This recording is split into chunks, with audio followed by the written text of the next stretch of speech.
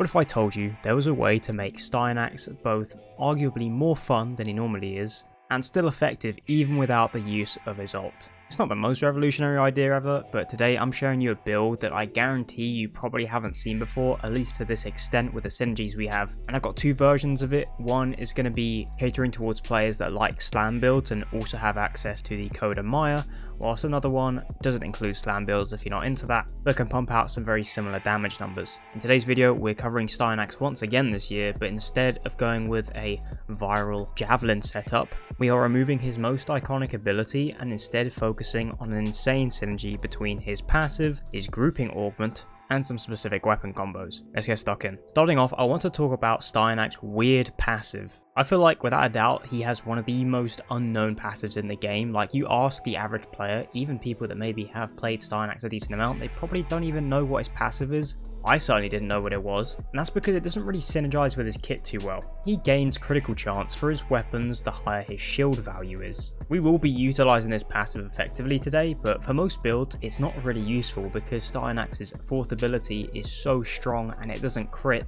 and with the use of its augment Intrepid Stand, you can gain a large amount of overguard to keep you alive, meaning that building for shields is kind of redundant. Flying up in the air, destroying hordes of enemies with slash damage javelins, whilst having an infinite pool of overguard HP, the passive just doesn't really have a place in his kit, and I think that's mainly due to how strong Intrepid Stand is. I think the main reason this passive exists is to synergize with his third ability, Rally Point. Rally Point not only gives you and your allies energy regen over time, but also shields whenever you get kill assists or kills. So if you're constantly regenerating your shields and you're built for something like primary direction, you can get decent crit values. But then what's to stop you from just murking enemies with your 4? But yes, as mentioned in the intro, we are subsuming off his ultimate today. No javelins, no flying in the air. The focus of the build is actually on the passive and his first ability, Axios Javelin, and its augment Axios Javelineers. The augment turns his first ability into a grouping tool. Think of it as a blend between maybe Mag's Pull and his Javelin, or, you know, Vauban's Vortex. And building this thing for a little bit of range, it is already one of the best grouping tools available. Of course, we still have access to his incredible armor strip from Thorough Strike, and we have good energy regen over time, but what is our helmet? There are some options for his helmet that some may think are more logical, but first we need to describe what I'm trying to achieve with this build. I'm building for a large amount of shields to get more crit chance on my weaponry. In addition to this, I'm grouping up enemies. In the gameplay you will have seen that I am using the Kodomayer with a slam attack build.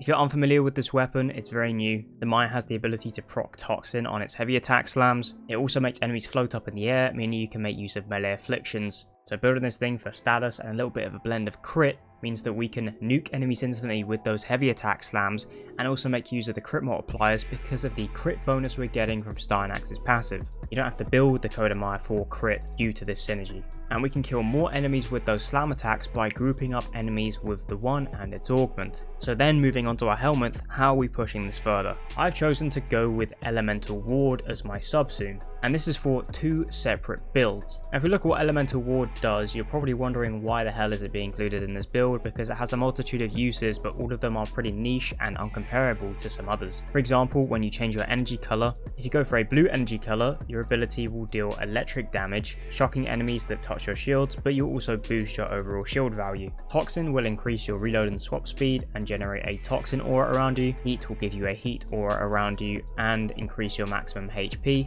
and ice will deflect bullets, slowing down enemies and increase your armor. If you want to change the element as to which it chooses, you must change your primary energy color. And you've probably already clocked where I'm going with this. On the first build, I'm choosing electricity to gain a large shield value, boosting my crit chance much further. But why not just use something like Hildren's Pillage as a subsume? Pillage, of course, does very similar things and also armor strips. But we don't need an armor strip because of Thorough Strike, and you get shields more instantly with Elementl Ward. But on top of that, the Elementl Ward is going to allow us to mod for a different kind of playstyle based on switching that element, which we'll get onto later. So, how does the build play? What is going on here? Pretty much I'm keeping my 3 active at all times. I'm not really using Thorough Strike too often because it isn't really needed. Keeping my electric Elementl Ward active at all times, which is of course taking place of my 4th ability. This is also going to shock enemies in addition to increasing our shield values, meaning that we can mod for Archon Stretch, and of course our shield values are going to be through the roof, getting our crit chance way over 100% on our weaponry. and just jumping around everywhere, throwing those javelins, grouping up enemies, and then heavy attack slamming with the Kodomayer. It's a very active build, and obviously you aren't going to enjoy it if you don't enjoy slam attack builds, but it is arguably more satisfying due to those bonus crit values and the grouping tools. This is unlike any Styanax playstyle you've probably ever seen before, at least compared to the average Intrepid stand setups. But what if you don't like slams and you still want to try something similar to this? Another alternative to this setup is with a different infested melee weapon called the Mios. The reason for using the Mios is that it is a whip and it can use melee afflictions because the base swipe attack that this has access to will float enemies up in the air. And the inspiration behind including this in the setup dates back to an old Chroma video I posted. In that video, I talked about the synergy between Chroma and the Mios with melee afflictions. Pretty much, if you proc an enemy with the toxin effect of the elemental ward, and then just swing a melee afflictions Mios into those enemies, they just insta-die. I explained the math in that video as courtesy of Nova Umbral, but I'll be honest, I don't really want to cover it again because even I don't understand all the math. Just know it kills shit really quickly, and all you have to do is get close to the enemy, make sure they get procced by that toxin aura, stand still and swing your Mios once, and they'll bleed to death. It's a very goofy combination, but it's made better by this setup because we can not only boost the crit chance a little bit with shields, albeit less because we're not gaining the bonus shields from electric elemental ward, but the main combination here is that grouping from those javelins. So of course we're changing our energy color to toxin via a green energy color, and the playstyle is very similar, just minus the slam attacks. We're grouping enemies up, keeping our 4 and our 3 active. Instead of heavy attack slamming, we're either just swinging maybe 1 or 2 times, or we can pull off a combo and then throw in a heavy attack via Tennokai, also boosted by our mod setup, which includes Killing Blow. This build is incredibly satisfying, but I will be honest, it is less effective than the previous setup. The Kodomayer is way stronger, it's more efficient, it has better overall damage and range. Also that build just feels safer because of the increase in shields, and you're getting more crit from it. But if you don't like spamming heavy attacks, this is a setup worth trying. And you're essentially getting 2 different builds and playstyles out of the same helmet. All you have to do is change your energy color.